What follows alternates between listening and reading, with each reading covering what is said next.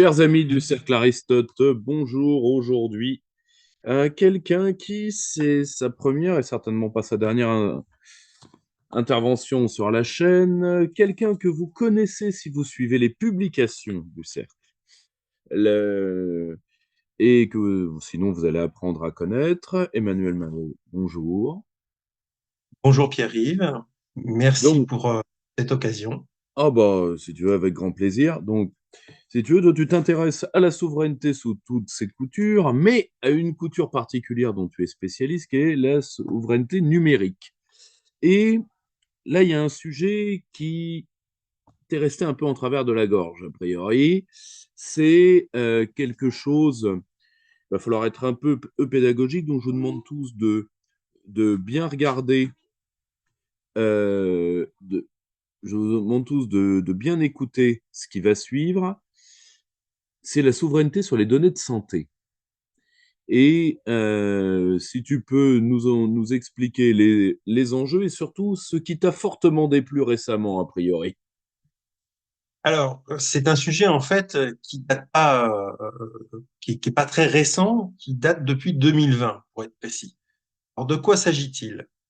Euh, En 2019, Monsieur Villani a lancé un grand programme pour collecter des données et faire du big data, de l'intelligence artificielle, pour redonner à la France de l'avance sur ces sujets-là. Et donc, dans cette mouvance-là, a été créée une initiative qui s'appelle en bon français, le Health Data Hub. En fait, qui est une plateforme qui sert à collecter un certain nombre de données qui vient euh, du système de données de santé nationale. Hein. Donc, ça veut dire notamment des données qui viennent de la caisse primaire d'assurance maladie et puis d'autres sources, afin de collecter ces données de santé sur une plateforme et de permettre après à des intervenants institutionnels ou des startups de pouvoir utiliser ces données pour apporter des services de l'information sur de nouveaux traitements, de nouvelles applications digitales dans le domaine de la santé. Voilà. Donc, l'objectif, c'est d'agréger des données de santé des Français. Or, au lancement de cette initiative, c'était tout petit, donc ils ont pu passer par, je dirais, un petit biais qui fait qu'il n'y a pas eu besoin de faire un appel d'offres. Et étant accompagnés par des grands cabinets de conseil habituels, ils ont choisi Microsoft Azure. Donc voilà, le problème, c'est Microsoft Azure. Microsoft Azure, c'est Microsoft, c'est les États-Unis. Donc nous avons nos données de santé, ils sont hébergés chez un acteur américain qui, lui, dépend des lois extraterritoriales américaines. Voilà pour faire court. Alors, si tu veux, il y a des histoires qui ont des goûts de revenez-y, il y a des histoires qui ont des goûts de déjà vu. Et là, il y a deux trucs qui me turlupinent. Premièrement, le fait de contourner les procédures d'appel d'offres publiques, qu'un État le fasse pour réserver à ses entreprises sa commande publique, pour moi, rien de plus normal. Si c'est pour donner à des étrangers, c'est une procédure totalement superfétatoire. Tout type d'étranger, hein, je le dis, moi ça Hum, m'oppose parfois à certaines personnes de la souveraineté numérique. Pour moi, je ne vois pas, enfin pour moi, si tu veux une donnée qui est prise dans un data center sous la loi allemande ou sous la loi américaine, je vais pas, si tu veux, moi je suis pas américanophobe, tu vois, donc en aucune manière. Donc le, donc voilà, tu vois, mais par contre, mais ce serait la même chose si c'était la loi coréenne ou etc. Si tu veux, c'est pas en dehors de chez moi. Or, ça, c'est un premier point qui me gêne parce que généralement, particulièrement en France, quand on contourne l'appel d'offres public, c'est pour éviter des entreprises françaises. Ou c'est quand, disons, on a envie, disons, d'avoir un sens tout à fait particulier de la commande publique. Pour ceux qui se rappellent, de l'affaire du fonds Marianne. Je renvoie aux commentaires juridiques de Régis de Castelnau sur cette question. Et puis, deuxièmement, il y a un autre truc qui me gêne, c'est le terme cabinet de conseil. Parce que si c'est bien de qui on parle, si c'est les clients habituels, c'est Non, c'est les pas grands spécifique. acteurs. Non, non, alors c'est pas McKinsey, mais ça reste, des, comment dire, des cabinets de conseil sur les nouvelles technologies. Les grands noms qui sont connus, par exemple c'est Steria, c'est Capgemini. Alors là, je sais plus quel était le nom, mais c'était un de ces grands-là. Ce qu'il faut savoir, c'est que ces grands-là se veulent gold partenaires de Google, Microsoft Oui, d'accord, ok. et Amazon, par exemple. Donc, leur devoir de conseil vis-à-vis de leurs clients est toujours un peu biaisé par ces partenariats qu'ils ont tout intérêt à faire fructifier. Donc, ils n'auront pas tendance à proposer des acteurs français du cloud. Oui, bien sûr. L'autre point, parce que les arguments qu'on a entendus, et Cédric O à l'époque, hein, en 2020, disait qu'il n'y avait pas de clouder français qui avait les capacités de faire ce que demandait le Health Data Hub. Mais là encore, quand on donne des spécifications techniques dans l'appel d'offres qui ne peuvent que correspondre à des solutions techniques Microsoft, bien entendu qu'ils vont gagner. Si on fait un appel d'offres où on laisse ouvert les technologies utilisées, mais qu'on veut un résultat garanti en termes de performance, sécurité et autres, on n'est pas obligé de passer par Microsoft. Encore une fois, c'est les subtilités. Je dirais, c'est comme quand vous souhaitez recruter quelqu'un et vous souhaitez recruter votre ami. En fait, vous allez désigner le profil de votre annonce de telle façon à ce que seules les compétences à votre ami soient critiques. Et dans ces cas-là, vous pouvez l'ouvrir à la concurrence. Il suffit qu'il y ait un point que quasiment personne n'a et que vous dites ah celui-là c'est vraiment important. Là, vous le sélectionnez et vous dites non non les autres c'est pas possible. C'est exactement ce principe-là qui a été utilisé euh, pour choisir Microsoft. Ce qu'il faut se rappeler, c'est que déjà en 2020, cette décision avait fait grand bruit, notamment dans les sphères du numérique français. Hein, beaucoup s'étaient mobilisés. Il y avait notamment un collectif qui s'appelait Play France Digital, hein, les acteurs du numérique français qui s'étaient regroupés pour faire entendre leur voix par rapport à cette décision. Et Jean Castex, à l'époque, avait promis qu'il y aurait un nouvel appel d'offres au plus tard en 2022. Nous sommes en 2024, cet appel d'offres n'a toujours pas eu lieu. Et là, la CNIL est obligée de concéder que, à défaut d'autres acteurs pour le moment, elle est obligée de donner son accord pour que on continue sur Microsoft. Mais encore une fois, c'est pas un blanc-seing. Enfin, beaucoup de gens ont réagi en disant la CNIL nous trahit, mais non, elle n'a fait que dire un certain nombre de choses lui étaient imposées. Donc, il faut absolument, effectivement, qu'on réagisse. On ne peut pas compter sur nos politiques. On ne peut pas compter sur nos politiques. Sur le numérique, ils n'ont jamais, jamais favorisé les solutions françaises. Jamais. Et quand on parle de solutions françaises sur les fameuses licornes qu'on veut porter au nu, souvent on s'aperçoit que le financement, il est essentiellement américain. Donc, elles sont localisées pour démarrage en France, bénéficier des crédits d'impôt et autres facilités. Et puis après, bien entendu, les dirigeants eux-mêmes étant fascinés par les États-Unis, hop, on veut développer aux États-Unis et au final, le siège basculera aux États-Unis, les capitaux étant américains, bah, la société n'a plus rien de française.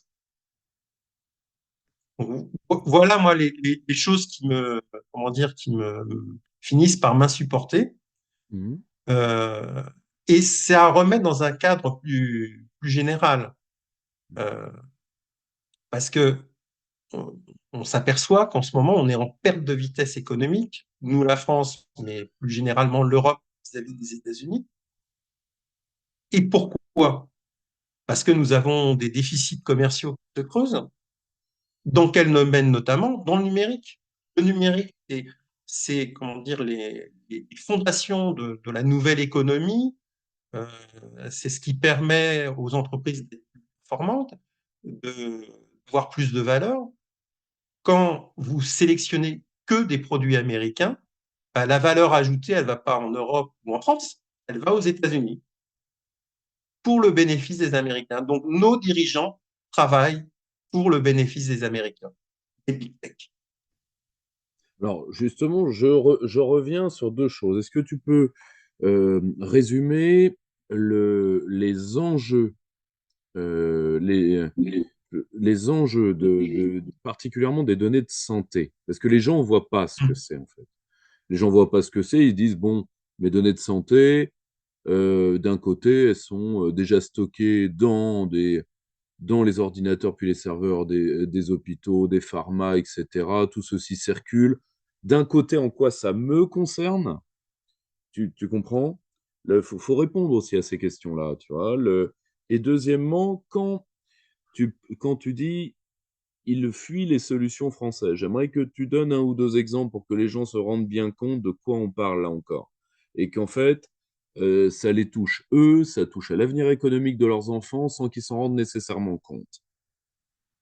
Alors, pour répondre à ta première question, hein, première partie de ta question, qui est celle de l'enjeu sur les données de santé. Quel est le risque? C'est les données de santé, elles intéressent tout un tas de personnes. Ce qu'il faut savoir, c'est que déjà aux États-Unis, Microsoft est l'acteur qui a accès au plus grand nombre de données américains et probablement dans d'autres secteurs du monde. Donc, nos données de santé, à quoi elles peuvent servir? Hein, en fonction des lois, en sachant que par moment, c'est pas toi qui as généré la donnée qui est propriétaire selon le droit américain, c'est celui qui héberge, celui qui exploite, qui devient propriétaire de tes données. Hein. On a le cas avec Facebook pour d'autres types de données. Et voilà.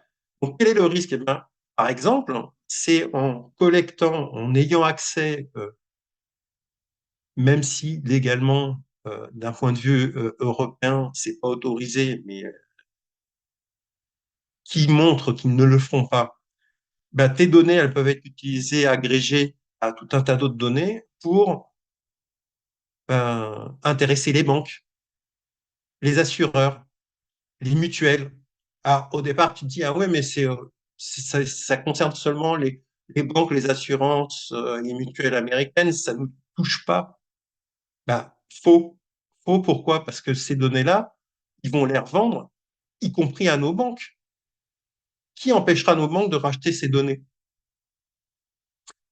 Le marché des données existe. Donc, pourquoi elles ne seraient pas utilisées? Et après, eh ben, vous serez en train de pleurer parce que vous ne pourrez soit pas avoir un prêt, ou soit avoir un prêt à des conditions qui sont exorbitantes. De même pour les mutuelles. Donc, ça vous touchera. Alors, pas demain, mais probablement après-demain ou après-après-demain. Ça, c'est pour la partie, je dirais, données de santé. Après, j'ai une anecdote, je ne pourrais pas donner le nom du produit ou caisse, mais pendant la crise Covid, on sait que les Américains ont pompé des données à certains acteurs de santé français. Ça leur permet de récupérer un certain nombre d'informations. C'est peut-être ce qui leur a permis d'être plus rapides. On ne sait rien. Parce que s'ils l'ont fait avec les Français, je pense qu'ils l'ont fait avec d'autres. Donc, ça leur a permis d'être peut-être plus rapides pour le développement du vaccin, sans préjuger après de la qualité du produit qui a été fourni. Donc voilà, ça c'est quels sont les risques pour nos données quand on utilise du matériel américain. Hein, c'est un, il peut y avoir, quand c'est du hardware, même du software, il peut y avoir des backdoors qui leur permettent d'accéder aux données sans que qui que ce soit. Ce qu'il faut savoir, c'est que de toute façon, dans le cloud, la capacité de pouvoir euh, avoir de la résilience de données, c'est souvent que on duplique, on copie les données. Donc, même si au départ, on vous dit que les données sont dans votre data center en Europe, voire en France, il n'y a aucune garantie qu'il n'y a pas des copies, des backups qui sont faits dans d'autres pays. Parce que c'est comme ça que fonctionne le cloud, de toute façon. C'est par la multiplication de copies qui permettent justement cette résilience, cette capacité à, si jamais il y a un incident sur un serveur, de pouvoir récupérer quand même l'information. Donc, voilà, c'est le fonctionnement même de cette technologie. Le- je voulais également euh, là aussi t'entendre, c'est la deuxième partie de ma question tout à l'heure, c'est euh, pour toi, le, à quoi tient le fait de systématiquement désavantager les acteurs français du numérique? C'est de l'incompétence, c'est de la corruption, c'est pour toi, ça tient à quoi? C'est une incompréhension globale du sujet? Enfin, le, après, ça peut être les trois mon capitaine, mais Alors, mais pour toi, en tant qu'acteur, qu'est-ce que tu en penses?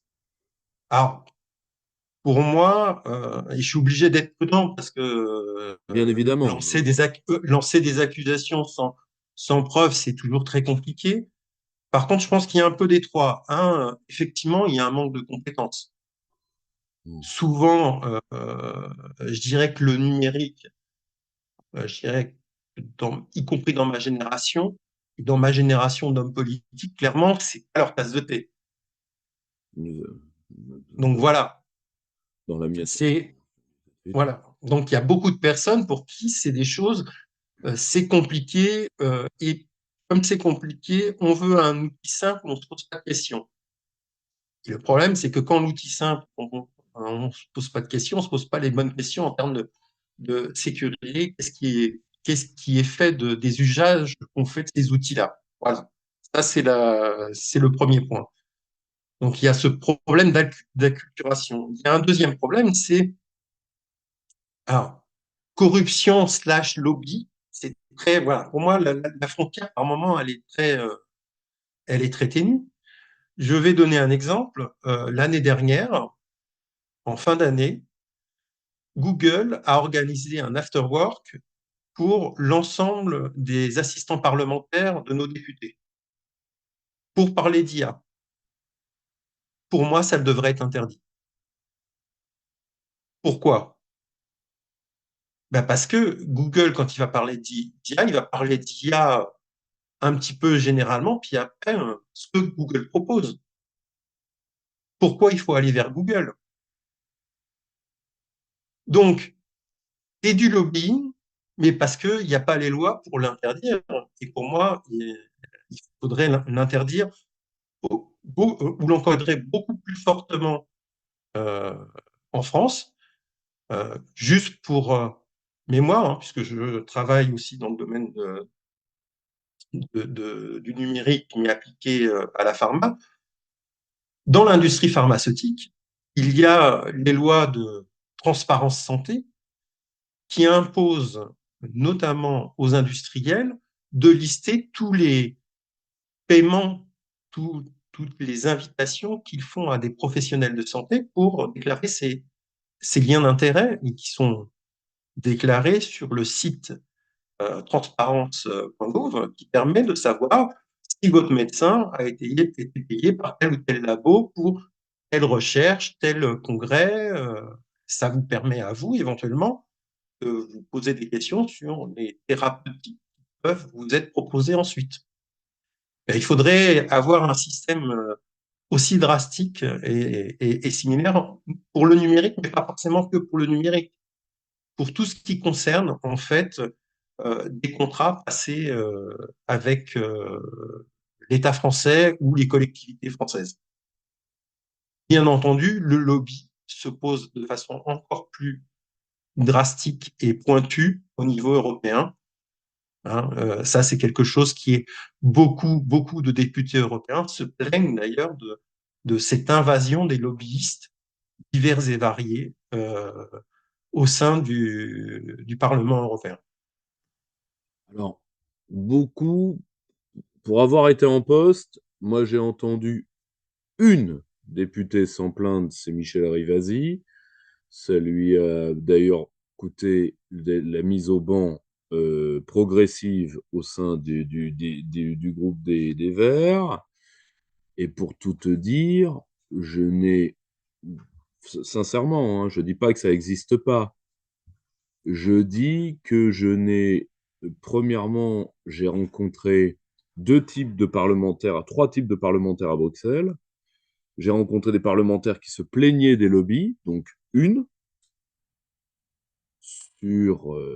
sur 700, ça fait quand même pas d'herche.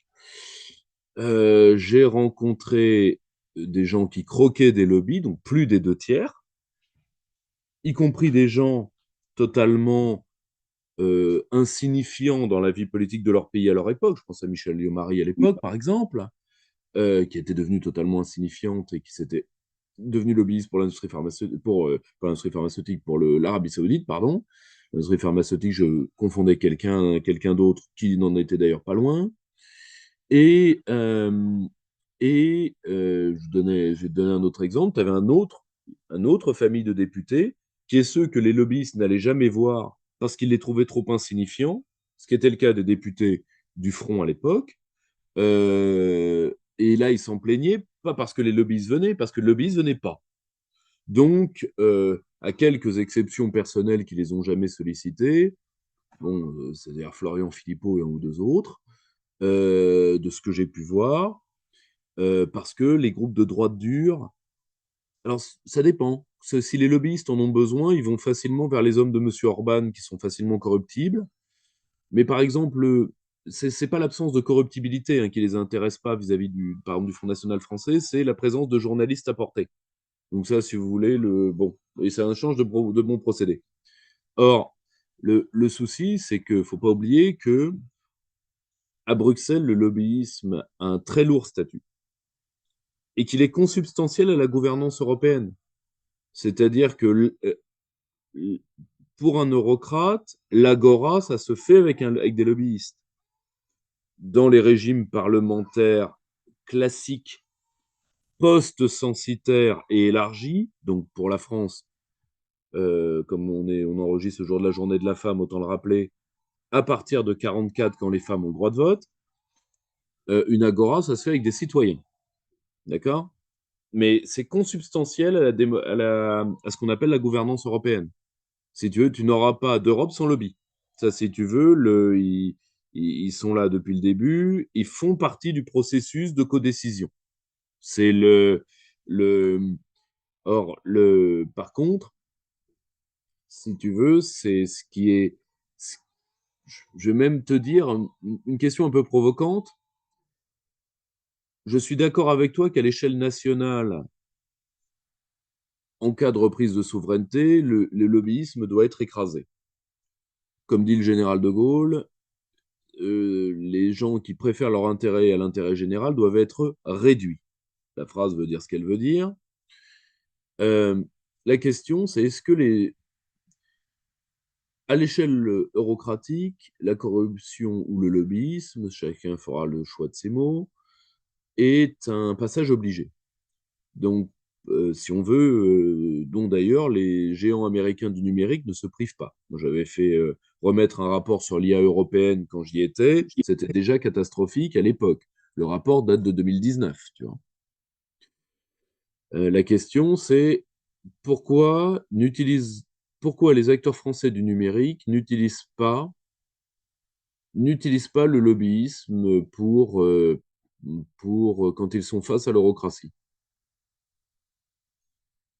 Est-ce que c'est là aussi, est-ce qu'on ne sait pas le faire, on ne veut pas le faire, mais si on y est contraint, est-ce que tu penses qu'on le fera? Je ne sais pas. Je ne sais pas répondre à cette question. Moi, je peux que constater les dégâts que l'on a. Et on continue de chérir les causes de ce qui provoque la situation dans laquelle on est. Ouais, D'accord. ça, je suis. Encore une fois, euh, sur le numérique, c'est juste effarant. Mm. C'est juste effarant.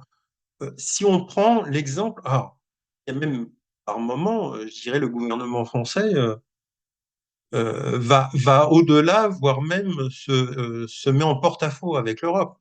Prenons le cas de l'intelligence artificielle, du fameux comité scientifique stratégique pour l'intelligence artificielle,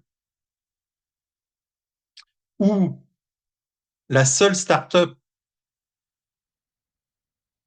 française, je mets des guillemets, qui est représentée dans, dans, dans ce forum, c'est Mistral AI. Mistral AI, ce qu'il faut savoir, c'est qu'effectivement, les trois fondateurs sont français, mais ils ont tous travaillé pour les GAFAM. Déjà, tous à des postes assez importants. Ça, c'est le premier point. Le deuxième point, dans les personnes, dans les investisseurs, il y a une entreprise et en fait, je crois que c'est une SARL d'investissement. Elle est détenue par Cédric O, ancien secrétaire d'État au numérique, qui a dû ouvrir, hein, parce qu'il a toujours été pro-GAFAM quand il était en poste, qui a dû ouvrir son carnet d'adresses, qui a permis à un mois après la création, une première levée de fonds de 123 millions de dollars, je crois, dans cet ordre-là. Donc, une majorité de capitaux américains. Est-ce qu'on est encore dans du français? Sur le comité de direction, vous avez Facebook, Google, enfin, tous les grands américains qui sont là.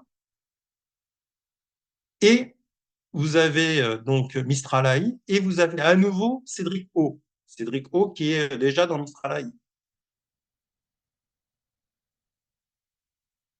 Et quand on voit les orientations qui ont été données, c'est pas des orientations qui sont favorables à l'écosystème français.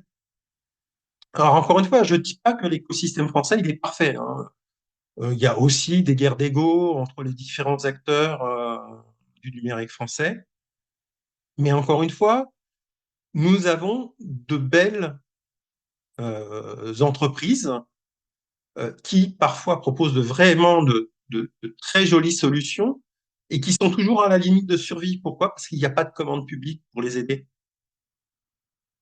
Hein, Google, Amazon, Microsoft, ils ont de la commande publique, voire le soutien de l'armée américaine par des gros projets, y compris des gros projets d'infrastructure. Donc après, c'est facile d'arriver dans les autres pays et de proposer de déployer à des tarifs défiant toute concurrence. Encore une fois, il y a un moment, il faut prendre en compte. C'est pas pour dire du mal des solutions américaines. Je ne dis pas que ce que Google fait, c'est mal. Ils ont des outils qui fonctionnent bien. Je dis pas que Microsoft, euh, c'est pas bien. Pareil, ils ont fait des outils qui marchent bien. C'est pas le problème. Le problème, c'est de savoir est-ce que on veut être un pays de consommateurs et donc un pays qui va s'appauvrir, ou est-ce qu'à un moment on accepte d'être comment dire, un pays de producteurs et donc on produit des solutions informatiques, on produit des produits agricoles, on produit des produits industriels et donc on recrée de la richesse parce que on produit en France. Je te poserai une toute dernière question qui est une question d'ouverture. Tu n'as pas à la traiter Hum, complètement. C'est juste, penses-tu qu'il soit possible et, et intéressant d'avoir une réflexion sur l'inversion de l'économie de la donnée? C'est-à-dire que la donnée n'appartient plus à son collecteur, mais qu'elle reste par un droit de propriété étendu avec les 3 degrés du droit de propriété, hein, usus, fructus, abusus, hein, d'accord? Le usage, prise des fruits, important dans le cas de l'économie de la donnée, et l'abusus, c'est-à-dire la possibilité d'être détruit, d'être détruite, ce qui est peut-être le plus problématique techniquement, enfin juridiquement, parce que détruire une donnée est quelque chose de beaucoup plus compliqué que ça en a l'air. Donc, est-ce que pour toi, on peut inverser le modèle qui est là aujourd'hui, c'est-à-dire de rendre au créateur de la donnée et un droit de propriété? Ou est-ce que, même si c'était possible, ce serait inopérant dans le cadre, ce serait inopérant techniquement de toute façon, donc ça ne sert à rien d'aller vers cette voie? Alors, c'est une question qui est très intéressante, difficile. Ouais. Elle est un peu trop vaste, hein. Je te demande juste, est-ce que pour toi, il y a un intérêt à travailler dessus? C'est tout. Pour moi, oui. Oui, il y a un intérêt. Après, les obstacles que je vois, encore une fois, Mhm. c'est les différences de réglementation. Le droit américain sur la propriété de la donnée n'a rien à voir avec le droit européen. Je dirais qu'en droit européen, on est déjà sur cette conception-là. Après, encore une fois, il y a des fois du mal à le mettre en application. Par exemple, pour les données de santé, pour revenir j'ai là, ben, sur les données de santé, pour l'exploitation de tes données de santé, normalement, on doit te demander ton consentement. Mhm. Est-ce que c'est réellement fait? Pas systématiquement. Et je sais que pour l'industrie pharmaceutique, c'est à chaque fois un gros challenge. Parce qu'avec les nouvelles technologies et le data qui est arrivé, on s'est imaginé qu'on pouvait réexploiter toutes les données qu'on avait, y compris sur des études cliniques qu'on avait fait il y a 10, 20 ans. Le seul problème, c'est qu'il y a 10, 20 ans, quand on avait recueilli le consentement des patients, c'était le consentement des patients pour l'utilisation de ces données-là dans le cadre de cette étude-là. Donc, s'imaginer que parce qu'on a beaucoup de données, on peut les exploiter comme on veut, c'est plus compliqué que ça. Et après, s'assurer de la traçabilité du consentement sur l'utilisation des données est encore plus compliqué, même quand on cherche à faire les choses correctement. Mhm. Hein, c'est pas seulement une question de on veut pas le faire, c'est que même par moment, pour le faire, c'est très très compliqué. Ça demande beaucoup de ressources. On le voit bien aussi sur le RGPD, comment faire respecter le RGPD. Alors, la CNIL se focalise sur les gros acteurs, mais il y a combien de petits acteurs qui sont jamais, comment dire, en conformité sur cette règle-là? Mhm. Tout simplement parce que c'est tellement compliqué que ça coûte cher. Oui, oui, Quand vous êtes tout petit, il y a un moment, vous pouvez pas le faire. oui, oui, là, si tu veux, ça, c'est d'ailleurs un problème de beaucoup de réglementations en plus européennes. Les Britanniques l'avaient très très bien souligné lors du Brexit. Ça, c'est vrai, c'est que la surcomplexité de ce qu'ils imposent aux petits fait un coût à l'entrée des marchés qui est absolument prohibitif. Donc, le Britannique avait calculé ça, c'était absolument délirant. Délirant. Mais cher Emmanuel, je te remercie. N'hésite pas à repasser pour des coups de sonde sur les problèmes numériques, hein, on te retrouvera toujours avec grand plaisir. Et donc voilà, c'est un dossier qu'on va suivre euh, parce que l'or numérique, c'est l'une des ressources du 21e siècle et qu'on ne fait pas nécessairement la guerre, disons, sur les théâtres qu'on a choisis. Voilà. Non, je suis tout à fait d'accord, et c'est bien pour ça que dans l'article qui a attiré ton attention, j'avais donné un peu une sorte de guide sur comment s'opposer à l'utilisation de ces données de santé, justement, dans le cadre du HDH. Elle Parce que sera, c'est en tant que citoyen qu'on arrivera probablement à faire bouger les lignes.